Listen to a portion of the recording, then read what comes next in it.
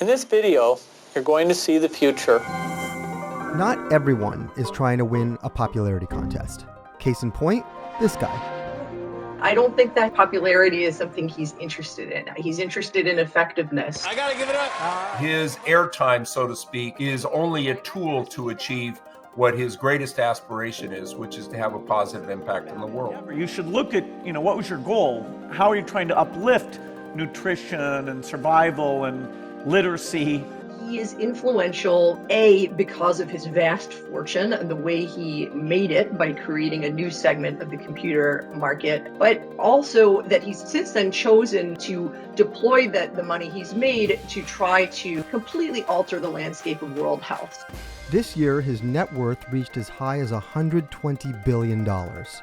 These two have donated more money to charitable causes than anyone ever. He's a multi-dimensional individual. He has great depth in so many different areas. I guess you'd call him a polymath. William Henry Gates III was born in Seattle, Washington in 1955. He was a terrible child. Bill Sr. gave a whole interview to the Wall Street Journal about just how difficult he was, how much trouble he gave his mother, just, yelling, screaming, tantrums, things like that. At the ripe age of 13, the problem child wrote his first software program, a tic-tac-toe game on the teletype Model 33 ASR teleprinter. 8 years later, he dropped out of Harvard to start a computer software company with his best friend Paul Allen called Microsoft. In co-founding Microsoft, what Bill Gates and Paul Allen did was essentially create the personal computer software market that's since then been worth hundreds of billions of dollars. This is Jeff Rakes. He's known Bill for quite some time now. I was at Microsoft from 1981 to 2008, and Bill was completely committed to the vision that we could help put a computer on every desk and in every home running great software. And that's the impact that he wanted to have, and he was completely focused in on that. Now, such determination does require a strong personality, and it's safe to say that his subordinates could probably relate to his parents at that point. He was a very tough manager. People had these sort of terrifying Bill Gates reviews of their products and features. And if he didn't like what you said, he would, he was known for responding with the words, "Well, that's the stupidest thing I've ever heard." But the good news is, you won't hold the record for long. Seattle's Bill Gates, with $4.2 billion, is the second richest person in the country.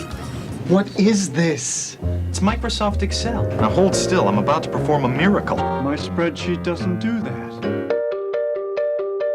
Microsoft became such a juggernaut that the following decade, they were sued for being a monopoly.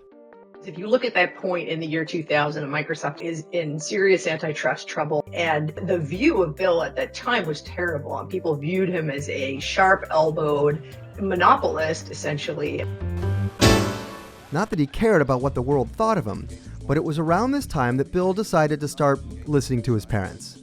I do remember in the early days of Microsoft, his mother pressing young Bill to get involved with United Way and philanthropy, and Bill's response was, "Mom, I'm trying to build this company. I don't really have time for that." And I think over time, what he learned is, in the same way that he could leverage his intellectual energy on behalf of Microsoft, he could do it on behalf of philanthropy. While in the midst of this antitrust suit, Bill and his wife Melinda donated $16 billion worth of stock to charity in 1999. The following year, he poured $5.1 billion in cash to create the Bill and Melinda Gates Foundation.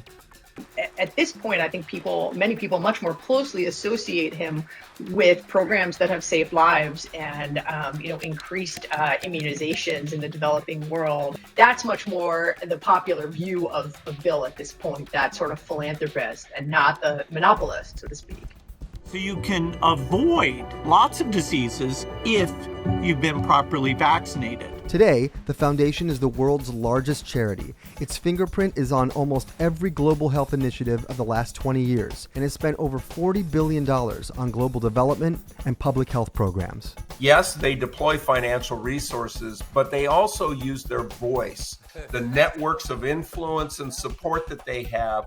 So in many ways, it represents one of the key concepts that we learned in software. It's about leverage. What Bill wants, what Melinda wants with the foundation is to be able to make those financial investments and leverage them to have the greatest possible impact. By using this approach to philanthropy, the foundation provided seed money to the Global Fund to fight AIDS, tuberculosis, and malaria. Their implementation of immunizations in the developing world has contributed to a dramatic drop in the overall child mortality rate since 1990. Bill also made it his personal mission to eradicate polio from the planet, something he has come very close to achieving. Then, of course, there's Bill's noblest pursuit of all. I want to talk to you today about toilets. Many people would say, well, why get involved in toilets and how does that matter? But that, actually kind of diving into that explains a bit about how Bill thinks about things. If you want to reduce the disease burden, you're going to have to improve sanitation. If you're going to improve sanitation, you're going to have to invent a new way to go about it, one that doesn't require all of the water that we use today. So it's a great example of how he thinks in terms of the broader system and looks for technological innovations that can really make a difference. This push to improve sanitation worldwide has led to the invention of the Omniprocessor, a low-cost human waste treatment plant with a beta version currently in use in Dakar, Senegal. I am very impressed with this solution we're seeing here. It generates electricity, it generates clean water. In the area of climate change, Gates has embraced the often unpopular solution of nuclear energy as an alternative to fossil fuels. The energy has to come from somewhere. You're giving up all coal, all natural gas, all oil. That is a good example of both the fact that he isn't concerned about public opinion or popularity, but grounded in what he believes to be the data and the facts. A Gates company called TerraPower was very close to building the world's first nuclear reactor fueled by actual nuclear waste in China. But progress was stopped in its tracks when Trump launched a trade war against China in 2018. No sooner was this vision put on hold than did Gates have a more urgent calling. This is going to be era-defining. And no one was in a better place to say, "I told you so." The most urgent invention in the world right now is a vaccine that prevents you from getting COVID-19. The fact that he has such depth across so many areas makes him unique in being able to take on the current pandemic. He has now spent 20 years learning about funding programs, talking to leading researchers on things like viruses, things like vaccines. Some of the programs in the Seattle area, including the Seattle flu study that caught some of the first COVID cases here, are things that have been funded out of the foundations. So far, Gates has chipped in a total of $300 million and counting in the fight against coronavirus. They're focused on detection, isolation, and treatment of the virus, and finding a vaccine. This chapter in Bill's life has yet to be written, and could have the highest stakes he's had to face yet. His intellectual intensity sometimes carries over to big expectations. But at the end of the day, the person he's toughest on is himself.